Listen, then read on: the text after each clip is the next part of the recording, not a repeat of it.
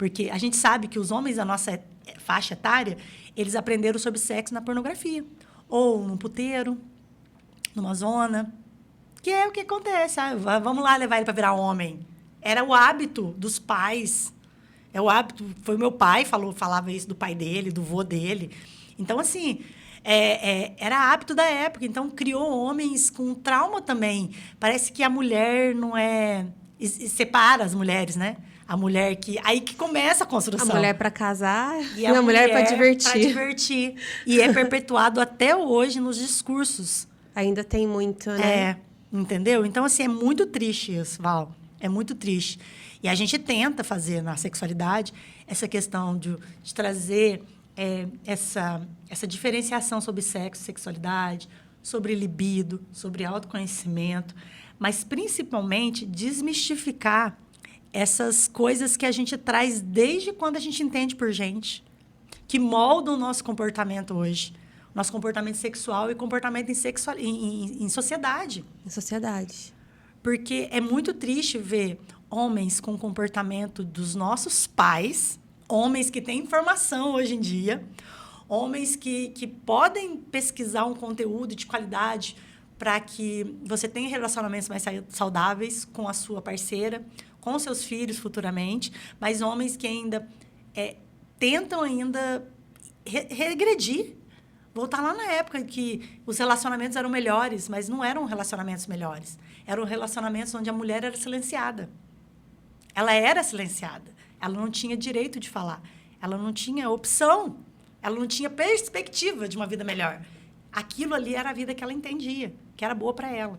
Ela não tinha para onde ir. Ela não tinha profissão. Ela não tinha dinheiro. Você entende? Que era cerceamento, não era... Total.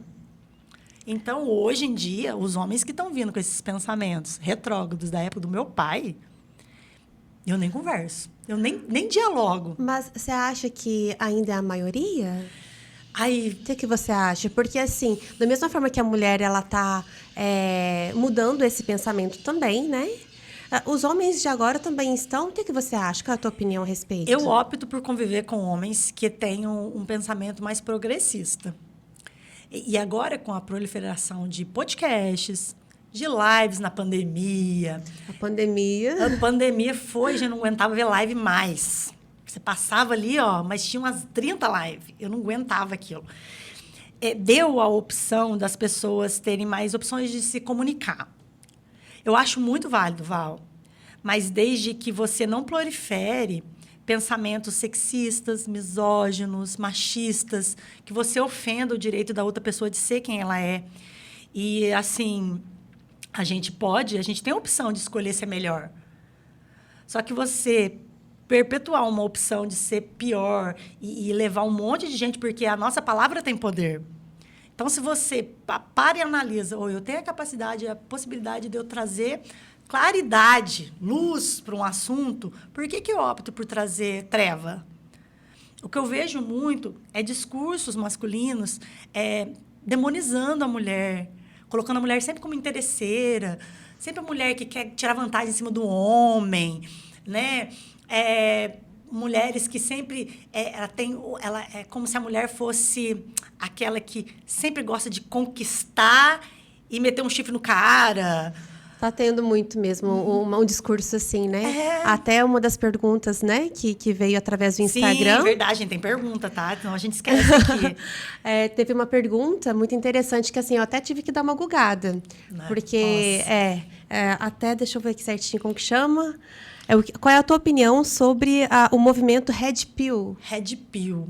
Eu sabia desse movimento, mas não sabia desse nome. Sabe? Aí eu também tive que pesquisar, tá, gente? Porque eu não consumo esse conteúdo, então, assim, eu não sei. Eu só consumo conteúdos que me agregam para o meu trabalho, para a minha vida como pessoa. Então, eu fui pesquisar. Então, esses homens que falam de forma misógina das mulheres nas redes sociais são os Red Pills. E eu não sabia. Existe até um manual, menina. Existe curso sobre gente, isso. De como ser um homem alfa, de como ser um homem de valor. E aí eles começam a classificar as mulheres pela idade, né? O que essa tem mais valor, essa não tem. A mulher que tem a possibilidade de procriar, é uma mulher que tem mais valor. Que tem mais valor. Se ela é uma mãe solteira, né? Se é uma mãe em carreira solo ali, se é uma mãe solo. Se é uma mãe solteira, ela quer tirar vantagem de você de alguma forma. Que mais? Eu achei muito, assim, eu falei, não sabia que existia isso. As mulheres, mulheres que são livres sexualmente, são mulheres totalmente desvalorizadas, ou seja, mulher que tem autoconhecimento. Uma mulher que usa um vibrador, por exemplo, que às vezes não quer se relacionar com alguém, elas são desvalorizadas. Então, quer dizer, a mulher que não precisa de mim, porque eles estão focados no falo, né? Isso aqui é muito importante, porque dá prazer, né? Dá prazer para o homem, dá prazer para a mulher. Mas, gente, nós temos um corpo inteiro erógeno. O nosso corpo inteiro é erógeno. Então, se você foca só no seu bem-estar, o que sobra para o outro? Nada. Então, o movimento feminista e o movimento que eu faço com as mulheres de autoconhecimento, que é esse movimentão de autoconhecimento, é justamente para as mulheres não aceitarem esses comportamentos misóginos de homens que se acham superiores, tanto assim, né? Porque como uma coisa natural, porque não é natural. Não é natural. Está regredindo. E assim, o ideal é você conseguir identificar rápido, né? E já se afastar, porque não vai ter nada para agregar. Não tem, porque realmente coloca a gente como coadjuvantes. E as mulheres não... Gente, mulheres não são coadjuvantes. A gente não é, porque não tem condição da gente ser mais. A gente opta por não trabalhar fora? Opta. A gente opta por trabalhar empregado ao invés de ter o nosso próprio negócio? Opta. A gente opta por, sei lá, ser mãe em tempo integral? Cuidar de uma casa é trabalho para burro. Então, não é uma coisa que desvaloriza e nem supervaloriza. São opções. Como os homens têm opções de fazer... trocar de emprego facilmente. Por que os homens conseguem ter essa liberdade de construir riqueza? Porque eles não têm a responsabilidade que uma mulher tem. Eles focam, o foco deles está muito, né, tranquilo, e você vê no né? discurso dos Red Pills, eles falando, não, porque um homem de valor, um homem que ganha dinheiro, que tem bens.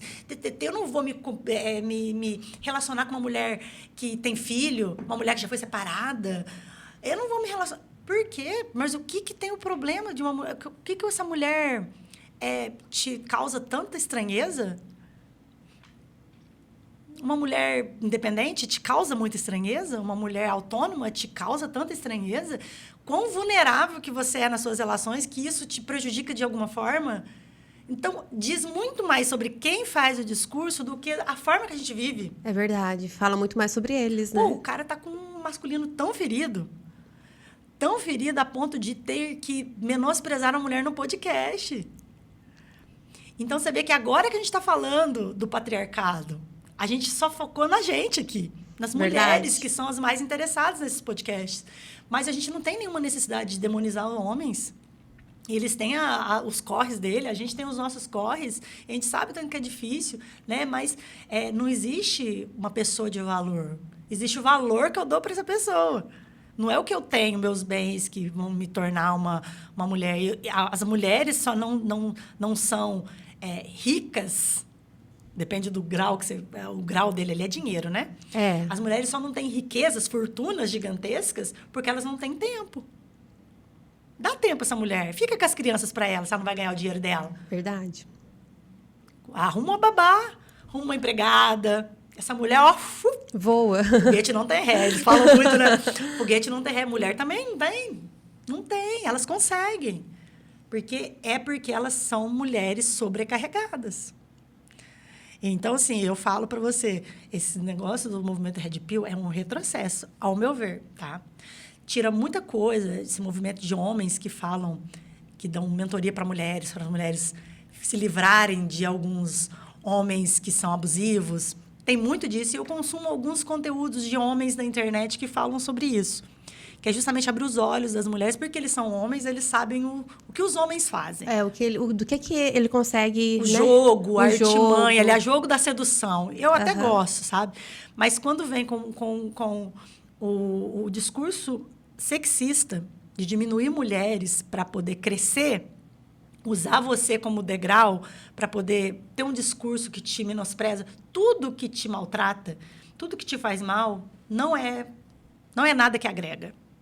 Só tenha isso em mente. Aí você vai ver que você está num relacionamento abusivo, que você está sofrendo algum tipo de abuso psicológico. Faz isso, só tem esse termômetro. Tá me fazendo mal? Ah, então não é bom para mim, não.